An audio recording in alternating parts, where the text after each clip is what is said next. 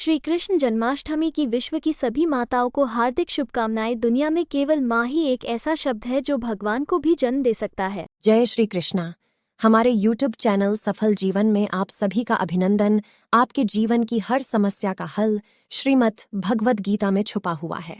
जिस किसी को भी भगवद गीता का ज्ञान समझ आ गया, उसे जिंदगी की हर समस्या का समाधान करना आ जाएगा।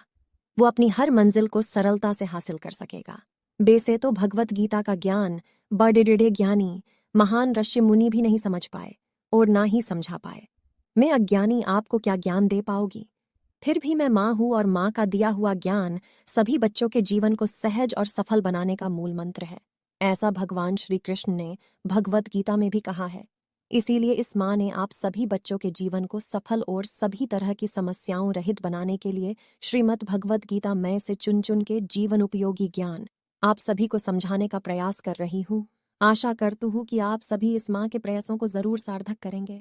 भगवद गीता ज्ञान को हमें मिलकर घर घर तक पहुंचाना है। इसके लिए आप सभी को मेरे इस चैनल सफल जीवन को सब्सक्राइब करना पड़ेगा और सफल जीवन के गीता ज्ञान वीडियो को अपने सभी जानकार तक पहुंचाना होगा ताकि सभी का जीवन सफल बन सके।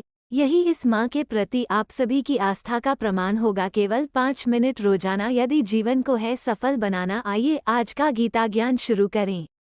भगवद गीता के ये उपदेश आपको अपनी जिंदगी में बहुत काम आएंगे। ये उपदेश आपको जानना और समझना बहुत जरूरी है यदि जीवन को सफल बनाना है। गीता ज्ञान की इस सीरीज को आप रोजाना जरूर सुने। गीता का पहला उपदेश यह है कि आपकी सारी परेशानियों और दुखों का कारण है किसी को अपना मानना। आप ध्यान से गौर करना, आपके जीवन के सारे दुख सारी चिंताएं वहीं से आती है जहाँ से आपका अपनापन होता है कि यह मेरा है, यह मेरा अपना है। वहीं से आपकी जिंदगी में दुख आना शुरू हो जाता है। एक व्यक्ति के पास बहुत बड़ा घर था। उस घर को बनाने में उसने अपनी सारी संपत्ति लगा दी। उसका घर इतना सुंदर था कि दूर दूर से बड़े बड़े लोग उस घर को देखने के लिए आते थे। उसको अपने घर पर बहुत अभिमान था। कई बड़े बड़े सेठ उसके घर को खरीदने की कोशिश करते थे, परंतु वह घर उसका अहंकार था। वह घर उसके जीने की वजह था। उसका उस घर में बहुत मोह था। एक दिन उस घर में आग लग गई और वह कहीं बाहर गया हुआ था। जब वह लौट कर आया तो उसने देखा मेरा घर आग में जल रहा है। अपने घर को आग में जलता हुआ देखकर उसको इतना दुख हुआ कि वह भी अपने घर के साथ जलने की कोशिश करने लगा। उसने सोचा जब मेरा घर ही जल रहा है तो मैं जिंदा रह कर क्या करूँगा। वह भी उसी आग में छलांग लगाने वाला ही था कि किसी ने उसको रोक लिया और कहा आपके बेटे ने इस घर को कल ही किसी को बेच दिया है। जब उसको पता लगा कि अब यह घर मेरा नहीं रहा किसी और का हो गया तो उसकी सारी चिंताएं खत्म हो गई और उसने आग में जलने का विचार त्याग दिया। जैसे और लोग उस घर को जलता हुआ देखने के लिए खड़े थे वैसे वह भी खड़ा हो गया। उसी समय उसका बेटा आया। अपने बेटे को देखकर वह बहुत प्रसन्न हुआ, उसे आशीर्वाद देने लगा तुम्हारे जैसा बेटा बहुत ही भाग्य से मिलता है। आज तुमने मेरी जिंदगी बचा ली। आज घर में आग लगी है और कल ही तुमने इस घर को किसी और को बेच दिया। तभी लड़का बोला पिताजी मैं इस घर का सौदा कल करने ही वाला था परंतु कल नहीं हो पाया। वह सौदा आज होने वाला था परंतु आज हमारे घर में आग लग गई। इतना सुनते ही वह आदमी मूर्छित होकर जमीन पर गिर गया। घर भी वही है, इंसान भी वही है, पर जब वह घर मेरा है, जब वह दुखी देता है खुशी भी देता है, लेकिन जब वह मेरा नहीं है उसका मेरा कोई रिश्ता नहीं है। सारे दुख